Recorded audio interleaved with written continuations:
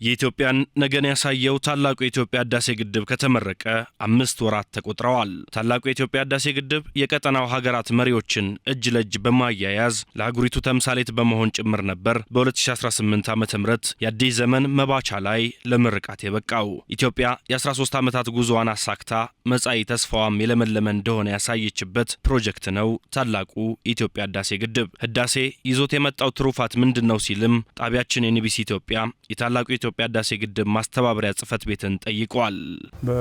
በህዳሴ ግድብ ምክንያት ብዙ ትሩፋቶች ነው ያሉት።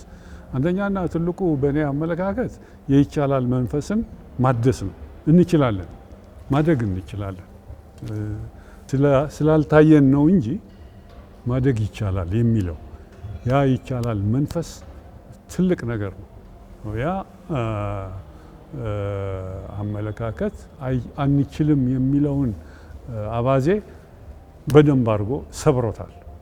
ይሄ ትልቅ ነው። ህዝቧ ከእንግዲህ ወዲህ ማደግ እንደምንችል ተረጋግጧል። እንግዲህ ከዛ ቀጥሎ ሌላው ትሩፋት ምንድን ነው? አንድነታችን አጠናክሯል። በልማት ዙሪያ ያለን አመለካከት አንድ እይታ ፈጥሯል።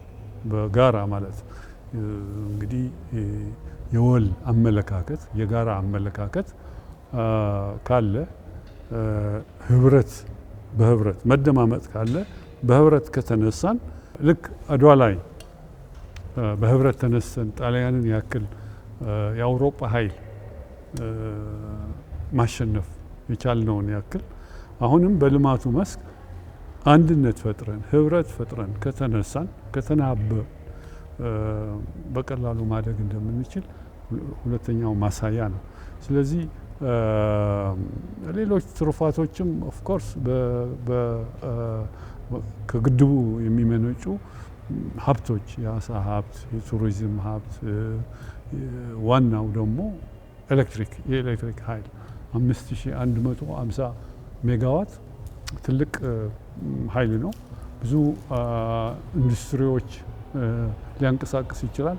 ብዙ የገጠር ኢንዱስትሪዎችም ትናንሽ ኢንዱስትሪዎችም ሊነሳሱ ይችላሉ። አሁን የዝርጋታው ነገር ነው። ዝርጋታው እየተቀላጠፈ ነው ያለው። ባጭሩ አሁን እንኳን ለጎረቤት ሀገሮችንም መሸጥ ተጀምረዋል። የውጭ ምንዛሬ ማስመጣት ይችላል።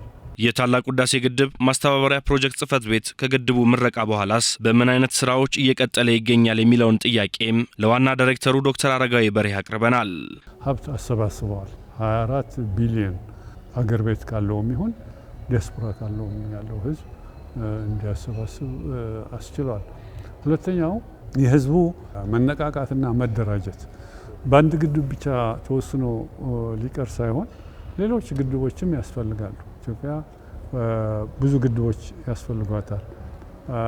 ብዙ ድንበር ተሻጋሪ ወንዞች አሉ።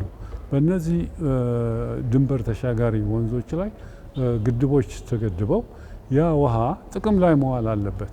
ለኤሌክትሪክ ይሁን ለእርሻ ልማት ይሁን ለተለያዩ ስራዎች መዋል ስላለበት ከዚህ ከህዳሴ ግድብ ግንባታ የተገኘው ተሞክሮ በደንብ ተዘግቦ ተሰንዶ ለመጪው ትውልድ መቅረብ አለበት።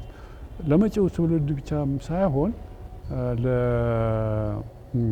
ለሌሎች አፍሪካ አገራት ወገኖቻችን ያ ተሞክሮ ምክንያቱም ብዙ የአፍሪካ ሀገሮች ይህንን ተሞክሮ ባለማግኘት ውሃቸው በደንብ እየተጠቀሙ አይደለም።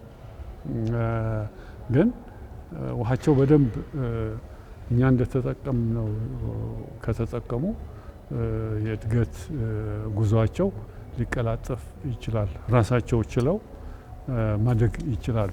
ከግድቡ ምረቃ በኋላ ተሰማርተን ያለ ነው በዶኩሜንቴሽን ዙሪያ ነው።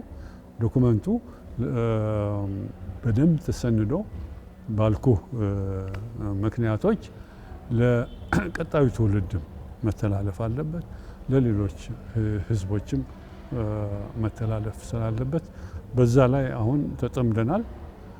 ሌሎችም ህዝቡ ያዋጣው ሀብት በአግባቡ በቦታው በተፈለገው ዓላማ መዋሉም ማረጋገጥ ስላለብን የኦዲት ስራዎችንም እየሰራን እንገኛለን። ከዛ ባለፈ ደግሞ በግድቡ ዙሪያ የሚኖር የአስተዳደር ሁኔታ ምን መምሰል አለበት ለሚለው ጥናት እየተደረገ ነው ያለው። ብዙ ባለድርሻ አካላት ስላሉ እነሱን ተጨምረው እዛ ላይ የሚኖር አስተዳደር ቀጣይነት ያለው አስተዳደር ምን መምሰል እንዳለበት ጥናት እየተደረገ ነው ያለው።